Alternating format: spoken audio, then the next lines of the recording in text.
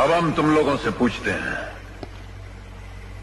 अगर जालिमों को जुल्म करने की आदत है तो तुम्हें जुल्म सहने की बीमारी कैसे हो गई? कितने लोग आए थे तुम्हारी बस्ती उजाड़ने के लिए और तुम्हारे पास कितने हाथ थे उसे बचाने के लिए? उनके पीछे घूस लेने वाली पुलिस खड़ी है, वोट खरीदने वाले नेता खड़े हैं, उनके पास पैसे हैं, हथियार हैं। हमारे पास क्या है? तुम्हारे पास सीने में जलता हुआ ज्वालामुखी है, लेकिन तुम लोगों ने उस ज्वालामुखी के मुंह को बंद कर रखा हुआ है।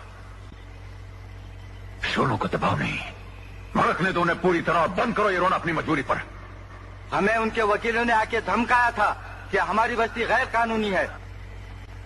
तुम्हारी बस्ती अगर गैर कानूनी है तो शहर की हजारों बड़ी बड़ी इमारतें भी गैर कानूनी हैं। तुम चलो मेरे साथ। आज मैं तुम्हारी बस्ती पर हमला करने वाले को बता दूंगा कि देश में दो कानून नहीं हो सकते, एक गरीबों के लिए, दूसरा अमीरों के लिए।